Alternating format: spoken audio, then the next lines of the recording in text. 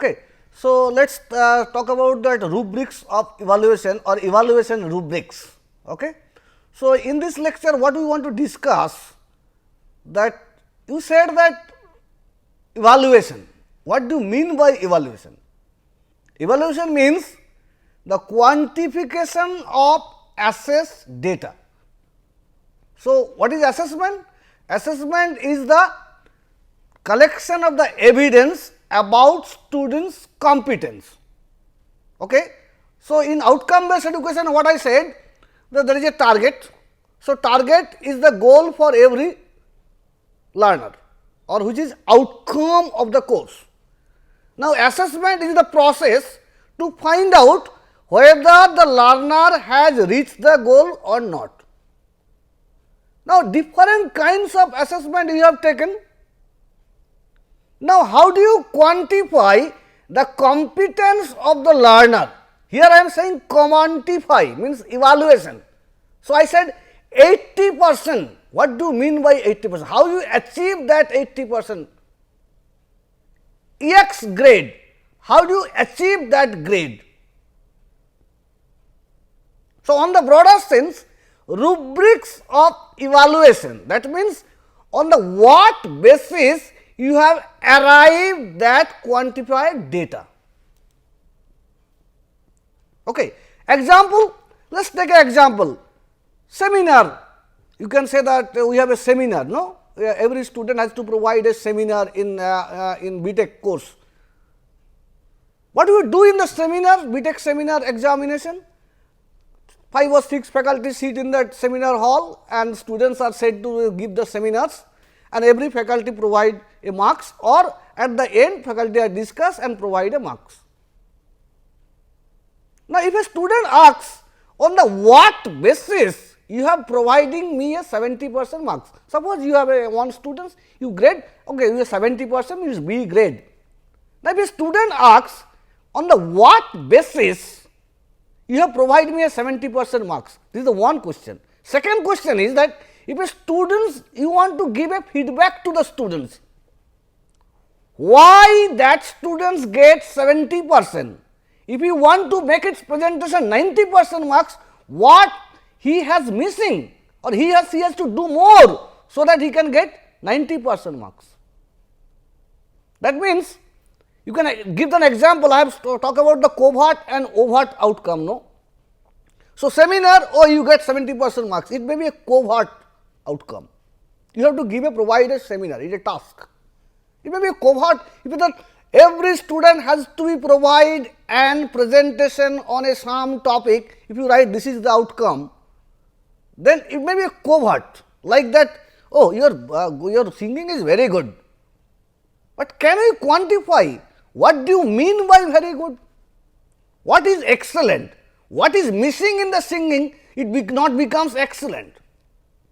So, that is called evaluation rubrics or rubrics for evaluation. What is the definition of the rubrics for evaluation?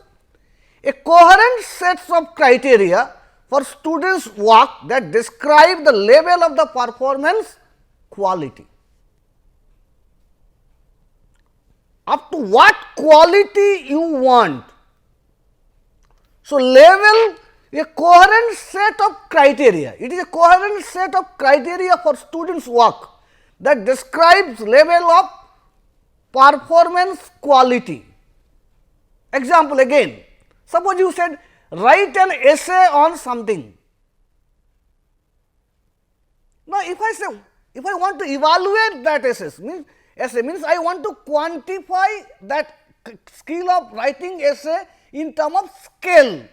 Once the scale is come, then in the what criteria, based on which criteria you have put that scale.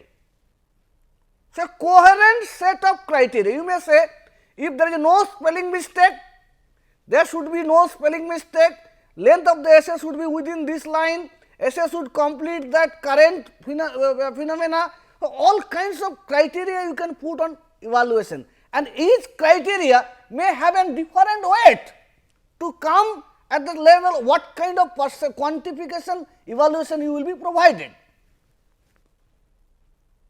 So, it is a set of criteria coherent set of criteria of the student's work, based on which you can quantify or evaluate the student's performance.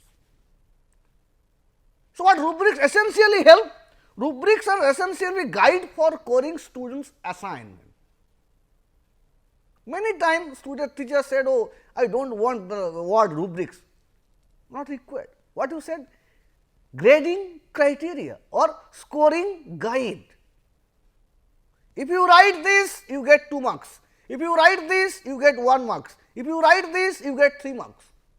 So, that is scoring guide or grading criteria. Rubrics exist many different forms. If these things are there, you got 10 out of 10. If this thing is there, you got 8 of 10. If this thing is there, you got 3 of 10. So, that is checklist. Even more complex, if this criteria is written up to this clarity, you got this one. This criteria is written up to this clarity, you got this one. So, that is more complex rubrics. Sometimes we said that, okay, if you see the simplest example of the rubrics, when you evaluate a student's performance on a particular, let us core course or a theory course, what you have done? Okay, TA 20 marks, NSEM 30 marks, NSEM 50 marks, mid-SEM 30 marks. If I ask you on what basis you have defined that weightage, why teacher's assessment is 20 marks, why I assign mid-SEM assessment 30 marks and why I assign end-SEM assessment 50 marks. The criteria for assignment of those weight is the development of the rubrics for evaluation. Example is that, let us consider a single course, I have a 10 CO, 10 course outcome, simple case. Out of 10 course outcome, let us 5 CO are tested on end-SEM,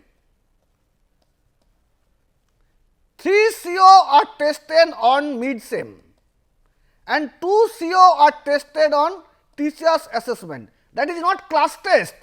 The 2 CO you have written such a way that required done a mini project. So, suppose your CO is develop this algorithm using MATLAB to solve this problem. So, they have the, how can I test whether the students is able to write the MATLAB program for that algorithm and solve that problem, unless I provide a assignment, programming assignment or unless I provide a mini project. So, that is why I say 2 CO are such that cannot be tested by end-SEM examination, means 3 hours examination or 2 hours examination, it required prolonged time.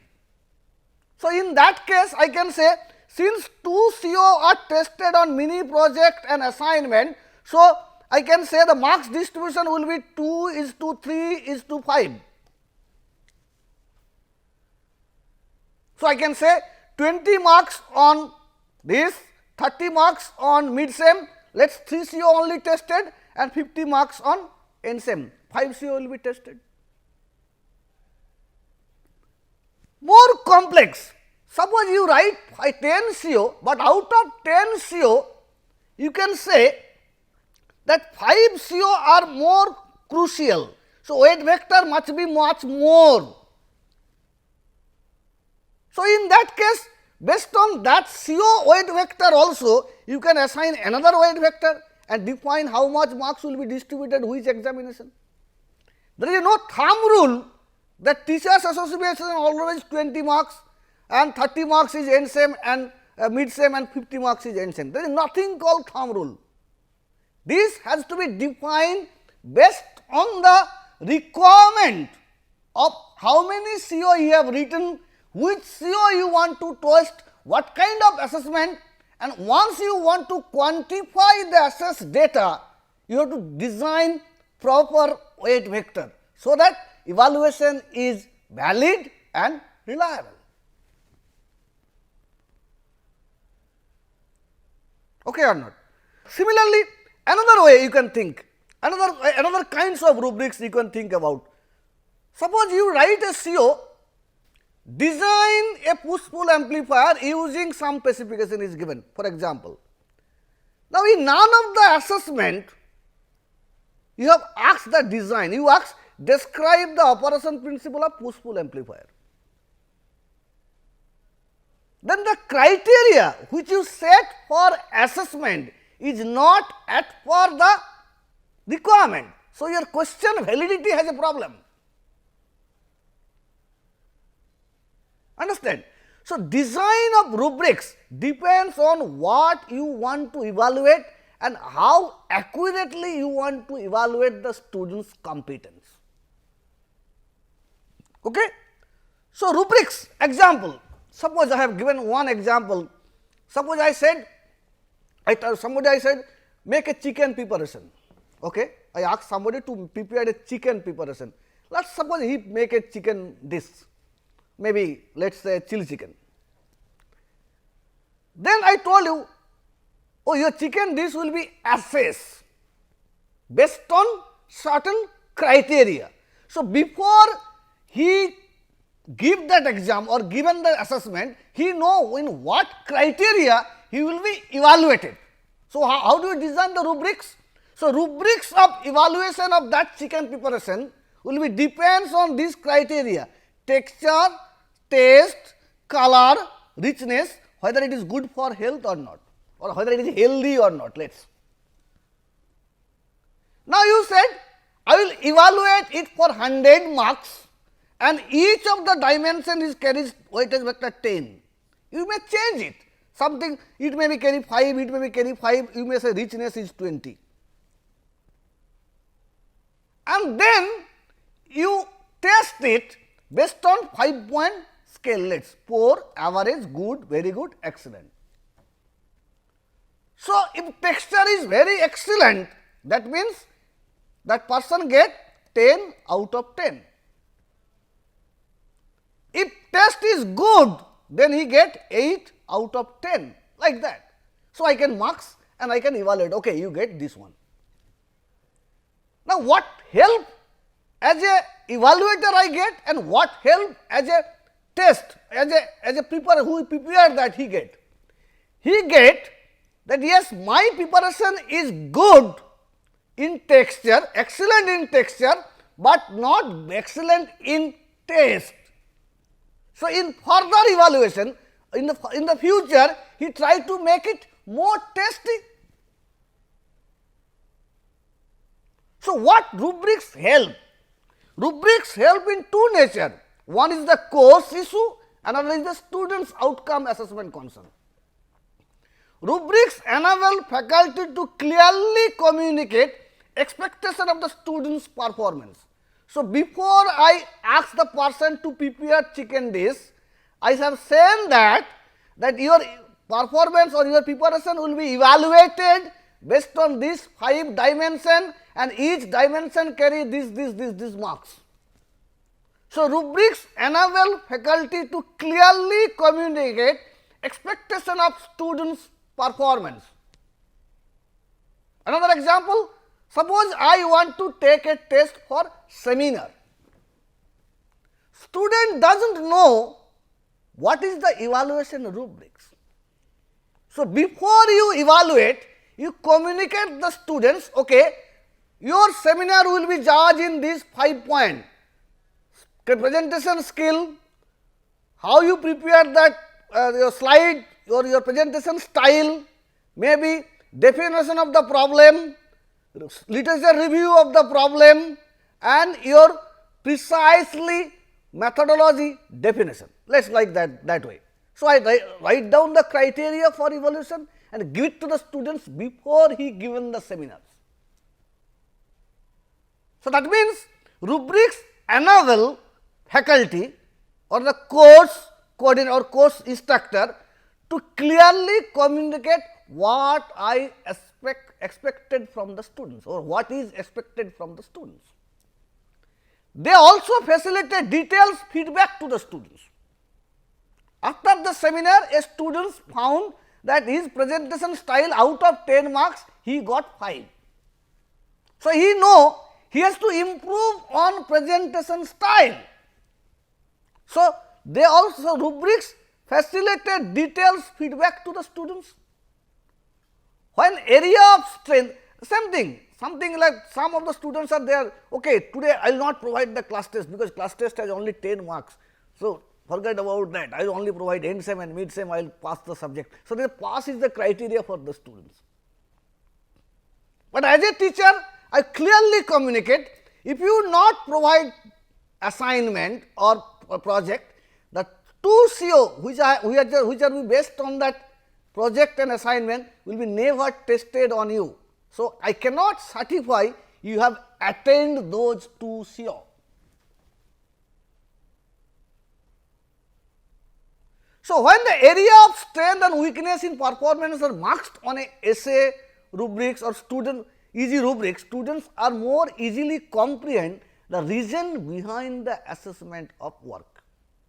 Example, suppose in exam you have given write the difference between A and B. A student has written 5 marks, 5, another student has written 2, another student has written 1.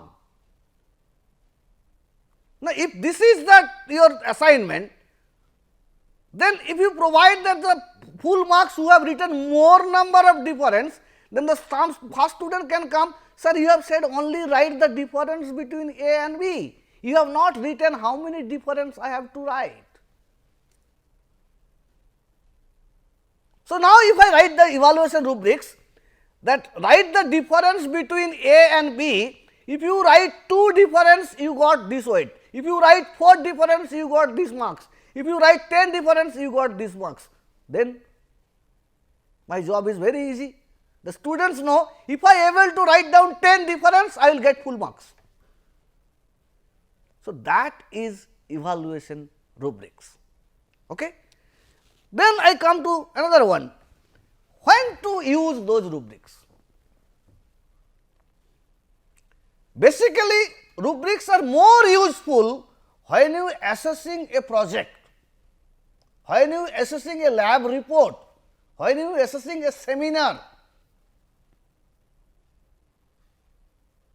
So, in all the cases, since the CO outcomes are not that clearly defined,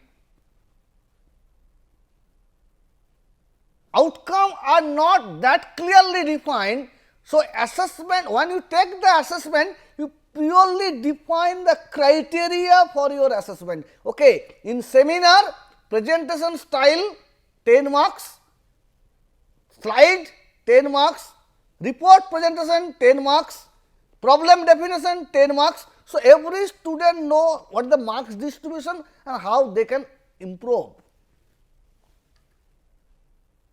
So, it is informative feedback about the work in progress, details evaluation of final project.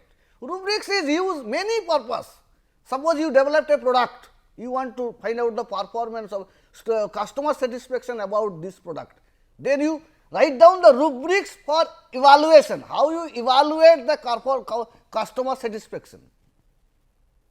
Scale, dimension, everything is defined, then you collect the assessment data and you quantify, okay, your evaluation is like this. Okay. So, what are the simplest rubrics? Simplest rubrics is called checklist. Simplest rubrics. Checklist is the simplest rubrics. Suppose you said evaluate this one. If this present, this present, this present, this present, this present, full marks. If this present, this present, this present, 70% marks. If this present and this present, 50% marks. If only this present, 30% marks. Nothing is present, 0 marks. So, that is called checklist rubrics. Many times we use it, checklist rubrics. Even if checklist is used for your application, have you done this thing, or when all are done, 100% completed. When some are done, okay, maybe 30% completed, 50% completed. So, checklist is the simplest rubrics. But what is the problem in checklist? Degree to which the student describe or achieve the criteria. Checklist only said that this is exist, yes. How much this is sufficient for providing full marks is not written.